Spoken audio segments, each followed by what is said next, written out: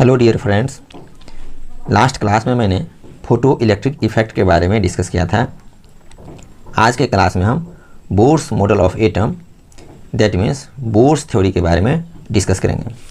Bohr's model of atom की ज़रूरत हम लोग को क्यों पड़ी, इसका मुख्य वजह है कि इससे पहले रदरफोर्ड्स एक्सपेरिमेंट हुआ था। उस एक्सपेरिमेंट के ऑब्जर्वेशन एंड कंक्लूजन के बाद साइंटिस्ट ने अपना मॉडल्स दिया, या फिर ये कह सकते हैं कि अपना स्टेटमेंट दिया, तो जिसको हम लोग पिछली क्लास में देख चुके हैं। फिर भी हम उसे एक बार आप लोग के सामने एक रिकॉल कर रहे हैं। हम लोगों ने वहाँ पे देखा था कि परमाणु के ज़्यादातर द्रव्यमान एवं धन आवेशित भाग बहुत ही छोटे क्षेत्र में मौजूद रहते हैं, जिसे क्षेत्र को नाभिक कहा गया। उसके बाद था सर्कुलर पाथ में बहुत तेज़ी से इलेक्ट्रॉन नाभिक के चारों तरफ चक्कर लगाते हैं, जिसे सेल या ऑर्बिट कहते हैं। उसके बाद फ्रेंड्स, इलेक्ट्रॉन्स एवं nucleus electrostatic force of attraction की वजह से एक साथ रहते हैं। तो ये तीनों रदरफोर्ड साइंटिस्ट ने कहा था, लेकिन साइंटिस्ट ने कभी ऑर्बिट के नेचर एवं प्रॉपर्टीज़ के बारे में कुछ भी स्टेटमेंट नहीं दिया था, एवं इसके कुछ ड्रॉबैक्स भी थे, जिसकी वजह से रदरफोर्ड का स्टेटमेंट ज़्यादा दिन नहीं चला और उसी के मॉडल को बोर साइंटिस्ट ने अपने मॉडल शुरुआत में डेवलपमेंट का हिस्सा बनाया। उसके बाद उन्होंने अपने कई सारे स्टेटमेंट दिए, या कह सकते हैं उन्होंने अपने पोस्टुलेट्स ड्राइव किए।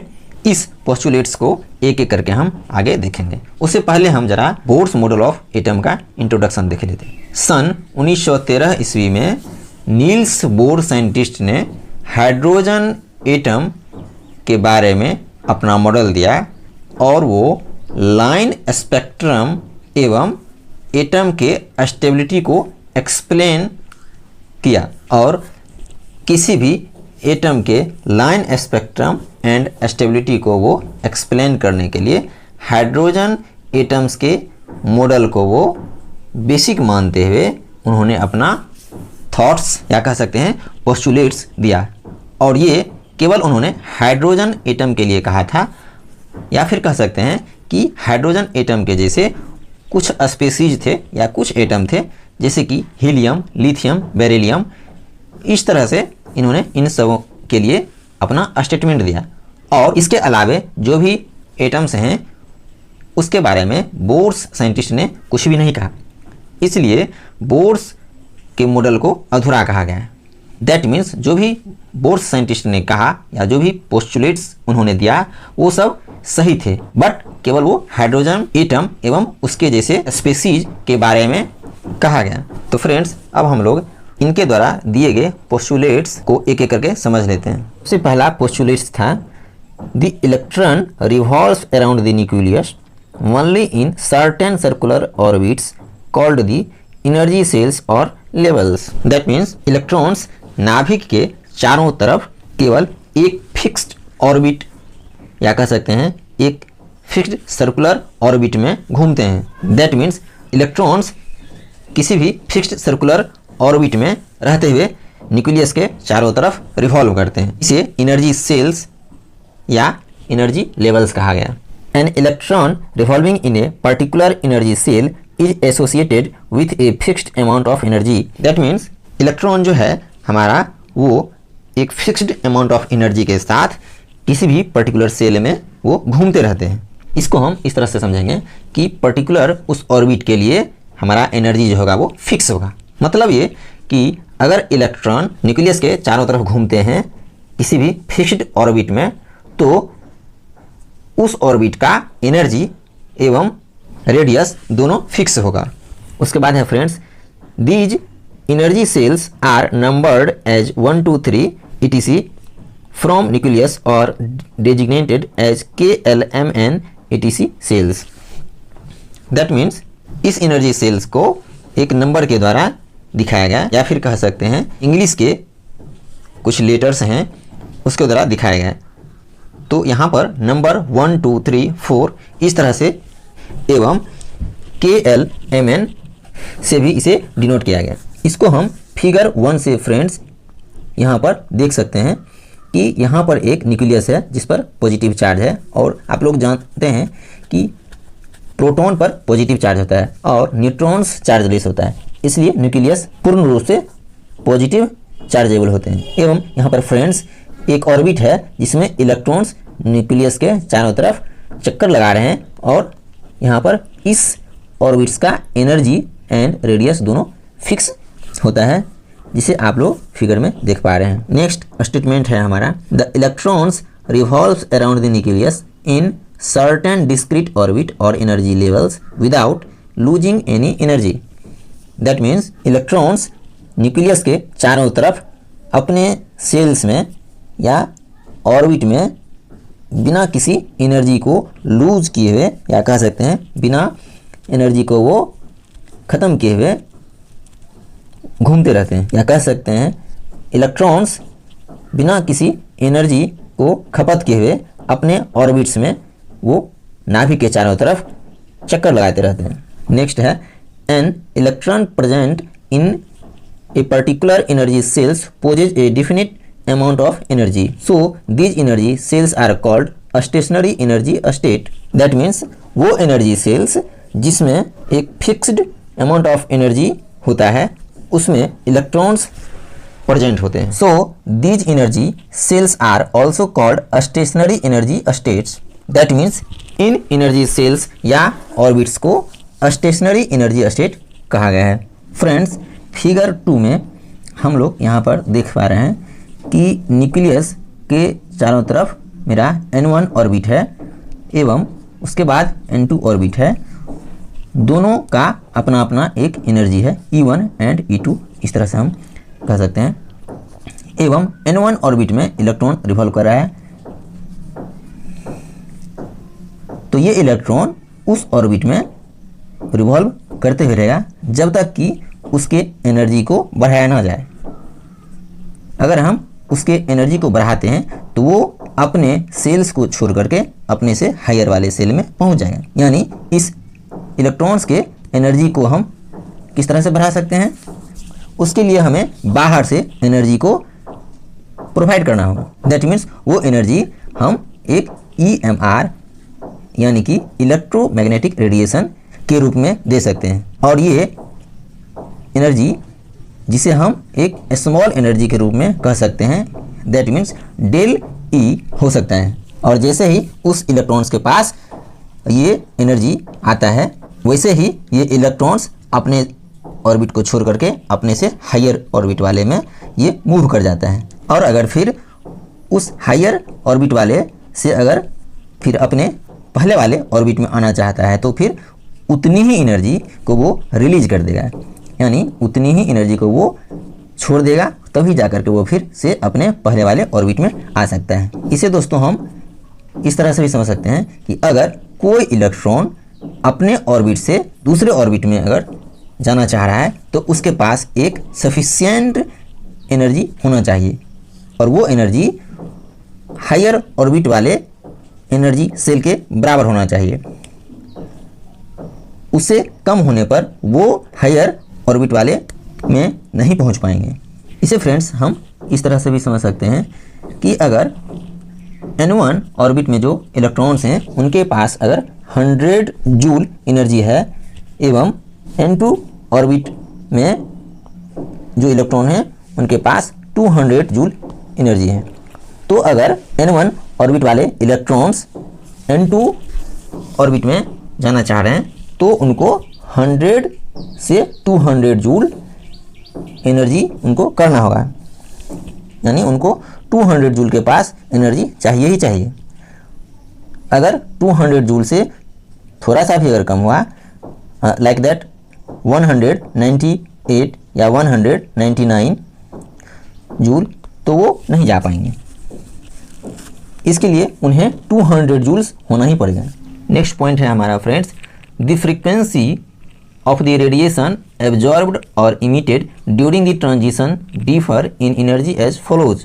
That means ट्रांजिशन के दौरान एनर्जी में डिफरेंस हम लोग इस प्रकार से देख सकते हैं कि वहाँ पर रेडिएशन के फ्रीक्वेंसी का कितना एब्जॉर्प्शन हो रहा है या फिर कह सकते हैं कितना इमिटेड हो रहा है वो, इसे हम फिगर 3 में देखेंगे। दैट मीन्स ट्रांजिशन को हम इस प्रकार से समझेंगे फ्रेंड। ट्रांजिशन का मतलब है कि आप एक एनर्जी सेल से दूसरे एनर्जी सेल में पहुंच रहे हैं या फिर दूसरे सेल से पहले वाले सेल में आप पहुंच रहे हैं, या कह सकते हैं कि लोअर एनर्जी स्टेट्स या लोअर एनर्जी सेल से हम लोग हायर एनर्जी स्टेट या हायर एनर्जी लेवल वाले सेल में पहुंच पा रहे हैं। मीन्स कि आप यहाँ पर एक लेवल से दूसरे लेवल में, या कह सकते हैं एक एनर्जी स्टेट से दूसरे एनर्जी स्टेट में जाना ही ट्रांजिशन स्टेट कहलाते हैं। यानी यहाँ पर एनर्जी का डिफरेंस हो रहा है। तो लोअर एनर्जी वाले सेल में एनर्जी कम होगा हायर एनर्जी वाले सेल के एनर्जी से ऑब्वियसली। तो फ्रेंड्स, जब भी इलेक्ट्रॉन्स लोअर एनर्जी वाले सेल से हायर एनर्जी वाले सेल में जाएंगे तो हम कह सकते हैं यहाँ पर इलेक्ट्रॉन्स का ट्रांजिशन हो रहा है। एवं उसके साथ साथ ही अगर हम कहते हैं कि हायर एनर्जी लेवल से लोअर एनर्जी वाले सेल में इलेक्ट्रॉन्स मूव कर रहे हैं तो वहाँ भी इलेक्ट्रॉन्स का ट्रांसमिशन होगा। यानी इलेक्ट्रॉन्स के एनर्जी का ट्रांसमिशन ही एनर्जी के डिफरेंस को बताता है। यहाँ पर फ्रेंड्स फिगर में देख पा रहे होंगे कि En1 एंड En2 दोनों लोअर एनर्जी स्टेट एवं हायर एनर्जी स्टेट को। यहाँ पर एक और बात कहना चाहेंगे फ्रेंड्स कि हम लोगों ने इससे पहले प्लांक्स क्वांटम थ्योरी में देखा था, वहाँ पर E is equal to h nu होता है। दैट मीन्स इस इक्वेशन को समझते हुए हम यहाँ पर इसे हम कह सकते हैं कि ये E जो है यानी एनर्जी जो है यहाँ पर डेल E के फॉर्म में होगा या डेल E के फॉर्मेट में होगा, या कह सकते हैं कि del E is equal to E2 minus E1 हो जाएगा। दैट मीन्स डेल E को अगर हम लिखना चाहें एच न्यू तो ये हो जाएगा E2 माइनस E1। इसको फ्रेंड्स हम लोग इस तरह से समझ सकते हैं कि प्लांक्स क्वांटम थ्योरी में हम लोग ने देखा था कि E is equal to h nu होता है। यहाँ पर एनर्जी को हम लोग डेल E से डिनोट करेंगे। दैट मीन्स डेल E इस फॉर्मेट में हमें एनर्जी होंगे, इसलिए कि यहाँ पर जब हम इलेक्ट्रॉन्स को बाहर से EMR के रूप में एनर्जी को जब भी हम प्रोवाइड करेंगे तो वो एक स्मॉल एनर्जी होगा, और ये डेल E जो है वो लोअर एनर्जी सेल से हायर एनर्जी सेल में जाने के लिए होगा, या फिर कह सकते हैं हायर एनर्जी लेवल से लोअर एनर्जी सेल में आने के लिए होगा।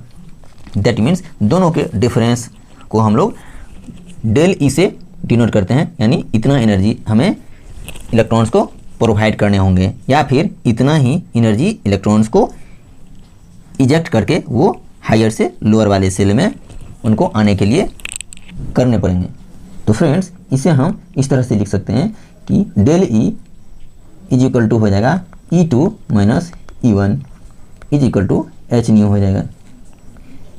या फिर इसे लिख सकते हैं कि यहाँ से अगर हम फ्रीक्वेंसी की बात कर लें तो new is E2 minus E1 upon Planck's constant, और ये इस तरह से हम इसे लिख सकते हैं कि डेल E अपॉन एच, और यही मेरा इक्वेशन हो जाएगा। तो इस प्रकार से फ्रेंड हम फाइनली हम इस इक्वेशन को लिख सकते हैं mu is equal to del E upon h, E2 minus E1 upon H.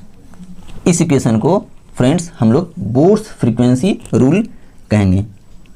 एवं यहाँ पर E2 जो हमारा हो जाएगा वो energy of higher energy shell, या फिर कह सकते हैं energy of higher energy state, and E1 is equal to energy of lower energy state, एवं small h is equal to Planck's constant 6.626 into 10 to the power minus 34 joule second होगा।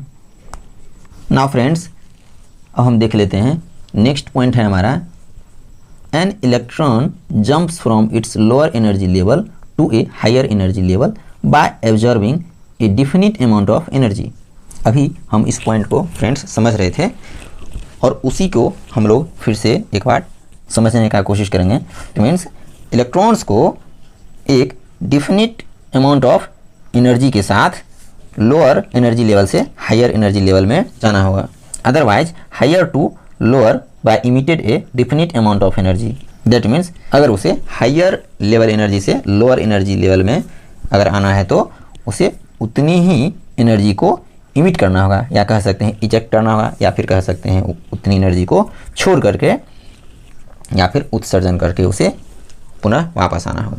यहाँ पर friends figure में हम लोग देख पा रहे हैं, फिगर 4 में देख पा रहे हैं कि E1 एनर्जी सेल है एवं En2 एनर्जी सेल है।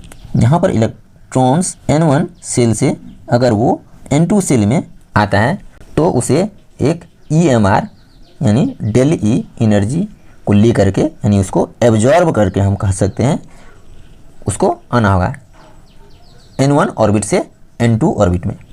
एवं जब वह N2 orbit that means higher energy level से अगर वो पुनः फिर अपने N1 सेल में आना चाहता है तो उतनी ही एनर्जी को वो इमिट करके वो या उतनी ही एनर्जी को रिलीज करके वह वापस आ सकते हैं। तो दैट मीन्स यहाँ पर हम ये कह सकते हैं कि E1 लेस देन En2 हो जाएगा। इसे हम इस तरह से लिख सकते हैं del E is equal to En2 minus En1। That means del E जो आपका हो जाएगा वो दोनों एनर्जी लेवल्स के डिफरेंस को बराबर हो जाएगा। नेक्स्ट पॉइंट है हमारा the jumping of an electron from one energy level to another energy level is known as transition of the electron. जैसा कि फ्रेंड्स मैंने पहले भी कहा था कि ट्रांजिशन क्या होता है, ट्रांजिशन का मीनिंग मैंने समझाया था आप लोगों को। तो यहाँ पर हम एक बार फिर देखेंगे कि ट्रांजिशन का मतलब होता है एक्साइटेशन या फिर कह सकते हैं de excitation of electron. That means excitation and de excitation of electrons हो जाएगा। Excitation means transition from a lower to higher energy level, जिसको हम लोग पहले चर्चा कर चुके हैं। एवं de excitation means transition from a higher to lower energy level.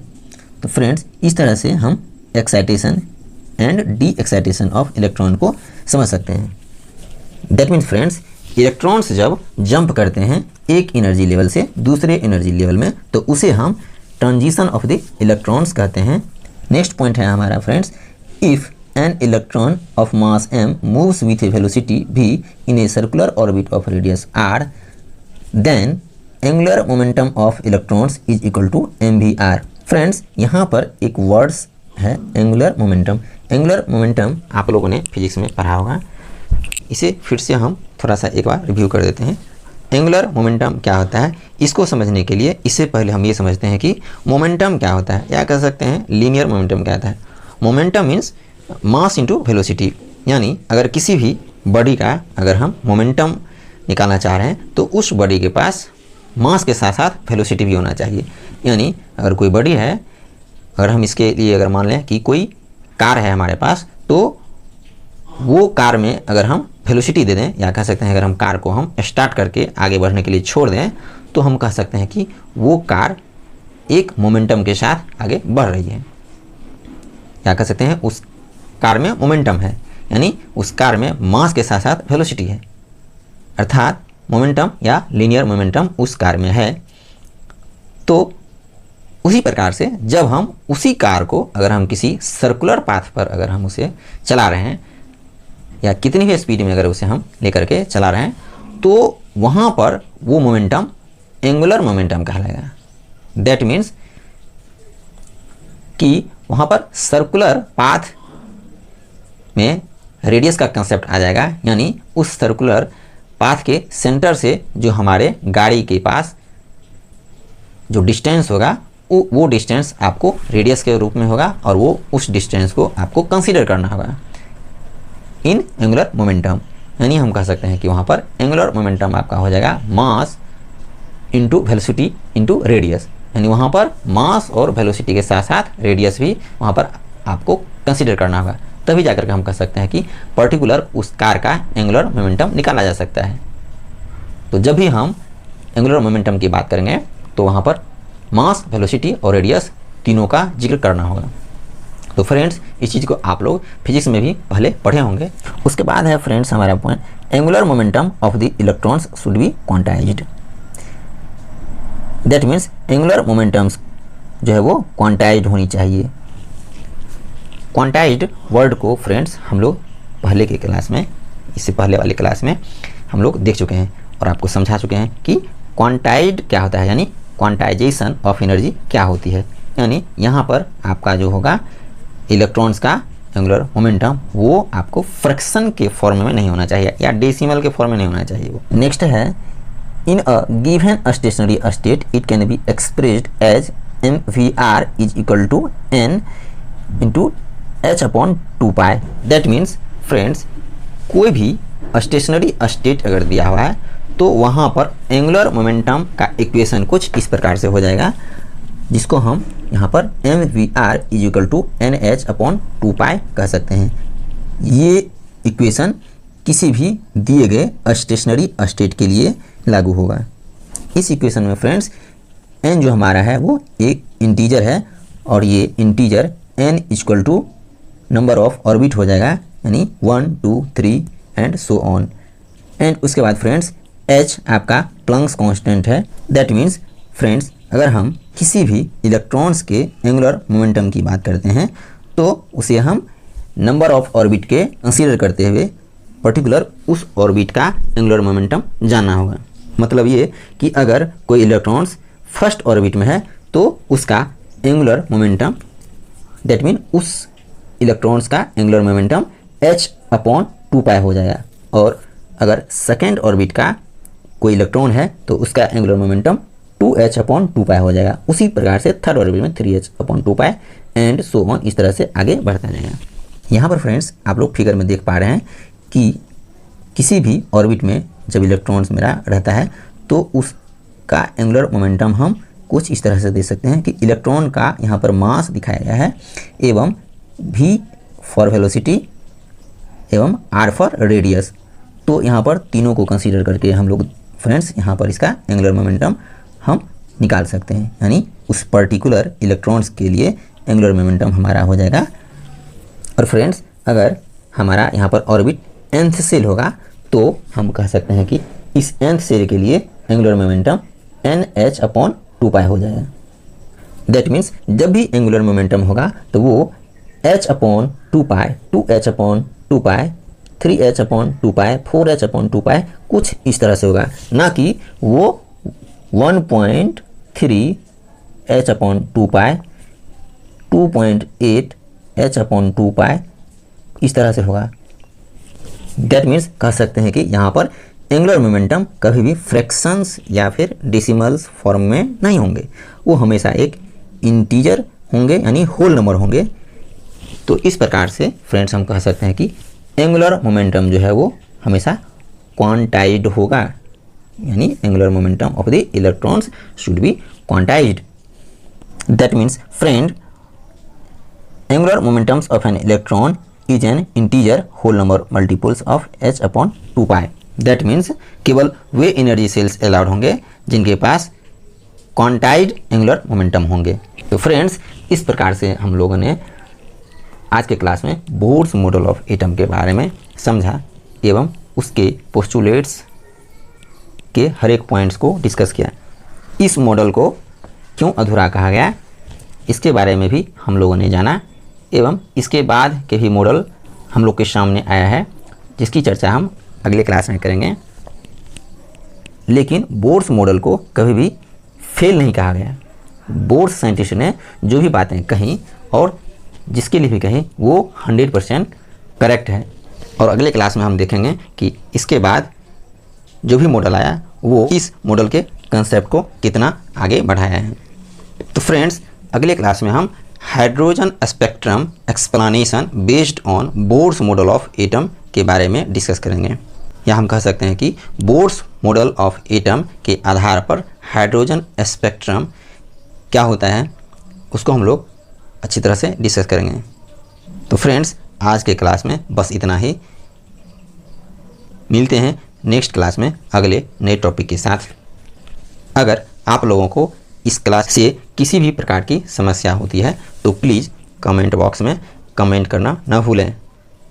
अगर फ्रेंड्स आप लोगों को मेरे द्वारा लिए गए क्लास से ज़रा भी फ़ायदा हो रहा है या ज़रा भी आप समझ पा रहे हैं या फिर आप लोगों को लग रहा है कि ये क्लास अच्छी है तो प्लीज़ आप इसे शेयर एंड सब्सक्राइब ज़रूर करें, ताकि हम अगले क्लास के लिए इसे भी अच्छे तरह से मोटिवेट होकर के आप लोग के सामने अच्छे कॉन्सेप्ट के साथ डिस्कस कर सकें।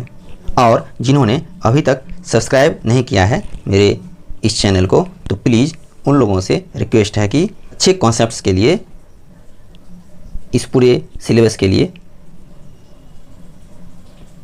इस चैनल को सब्सक्राइब ज़रूर करें, क्योंकि मेरे द्वारा लिए गए हुए क्लास सबसे अलग होती है। तो फ्रेंड्स, मिलते हैं नेक्स्ट क्लास में, तब तक के लिए बहुत बहुत धन्यवाद।